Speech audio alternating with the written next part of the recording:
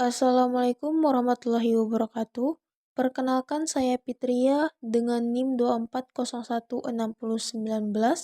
Di sini saya akan menjelaskan topik mengenai wawancara.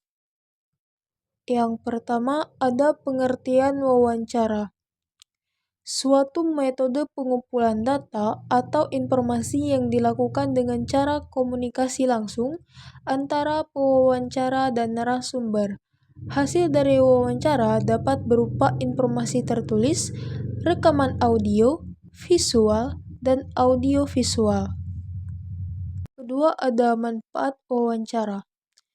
Yang pertama, membantu memahami dan mengeksplorasi perspektif baru.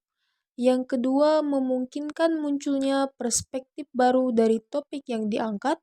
Yang ketiga, membantu menjelaskan, lebih mendalami, dan mengeksplorasi pendapat, perilaku, pengalaman, fenomena, dan lain sebagainya dari subjek penelitian. Lalu yang terakhir, membantu menilai faktor non-kognitif dan dapat memberikan informasi untuk menilai kecocokan antara pelamar dan program. Yang ketiga ada jenis-jenis wawancara. Yang pertama, wawancara terstruktur. Digunakan dalam survei dan penelitian karena memungkinkan konsistensi dan kemudahan dalam analisis data. Yang kedua, wawancara semi terstruktur. Digunakan dengan menggabungkan pertanyaan terstruktur dengan fleksibilitas untuk mengeksplorasi topik tambahan yang muncul selama wawancara. Lalu yang ketiga ada wawancara tidak terstruktur. Dilakukan dengan tidak mencantumkan daftar pertanyaan tetap, sehingga pewawancara akan bertanya secara spontan sesuai dengan percakapan yang terjadi dengan narasumber. Yang keempat, jenis pertanyaan dalam wawancara. Yang pertama, pertanyaan terbuka. Pewawancara mengajukan pertanyaan yang mengharapkan narasumber memberikan jawaban panjang. Contohnya, bagaimana pengalaman Anda saat bekerja dengan tim yang beragam? Yang kedua, pertanyaan tertutup. Pewawancara mengajukan pertanyaan yang membutuhkan jawaban singkat. Contohnya, apakah Anda pernah mengalami masalah saat bekerja? Ketiga, pertanyaan mengikuti. Pewawancara mengajukan pertanyaan lanjutan yang mengikuti jalurnya wawancara. Yang ketiga, pertanyaan mengikuti. Pewawancara mengajukan pertanyaan lanjutan yang mengikuti jalannya wawancara. Pertanyaan ini diajukan untuk mendapatkan klarifikasi atau informasi lebih dalam setelah jawaban awal. Contohnya, bisa Anda ceritakan lebih rinci? Yang keempat, pertanyaan reflektif. Pewawancara mengajukan pertanyaan yang mengulangi jawaban narasumber untuk memastikan pemahaman dan mengundang elaborasi. Contohnya, jadi maksud Anda situasinya seperti ini. Lalu yang terakhir, pertanyaan hipotetik. Pewawancara mengajukan pertanyaan untuk mengetahui reaksi narasumber terhadap situasi imajiner. Contohnya, bagaimana Anda meyakinkan seseorang di tim Anda untuk melihat sudut pandang Anda? Yang kelima, lembaran bimbingan wawancara. Lembar yang digunakan sebagai panduan dalam proses wawancara. Yang pertama, identitas narasumber. Bagian ini berisi nama, umur, pekerjaan, dan alamat narasumber. Yang kedua, topik wawancara. Bagian ini menjelaskan tema atau isu utama yang akan dibahas.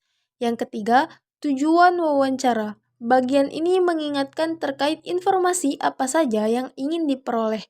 Yang keempat, daftar pertanyaan. Kumpulan pertanyaan sebagai instrumen untuk menggali informasi. Yang kelima, waktu dan tempat. Merupakan jadwal wawancara yang disepakati dengan narasumber. Yang keenam, catatan tambahan. Berisi hal-hal penting yang perlu diingat selama proses wawancara seperti ekspresi wajah, intonasi berbicara, dan pembawaan wawancara. Keenam, praktik wawancara. Yang pertama, persiapan.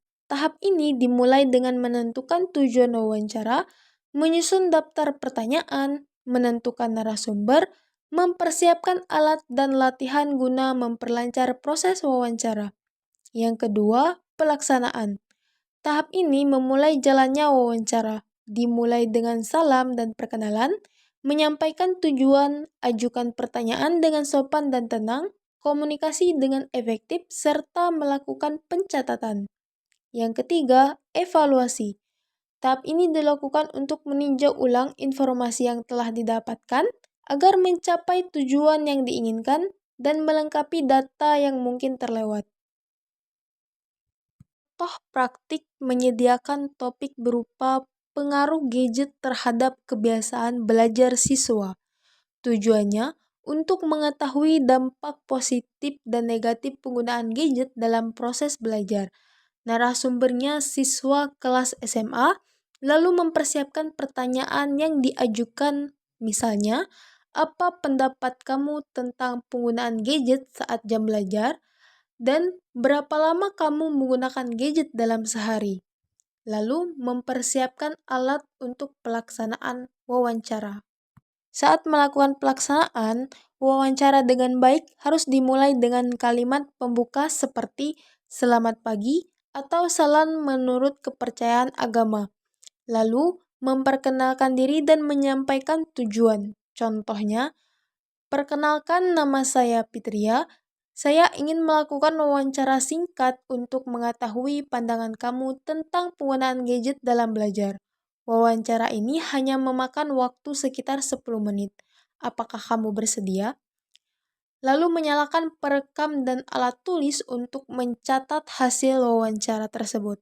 Lalu yang terakhir, evaluasi. Setelah wawancara selesai, pewawancara meninjau kembali hasil informasi yang didapatkan.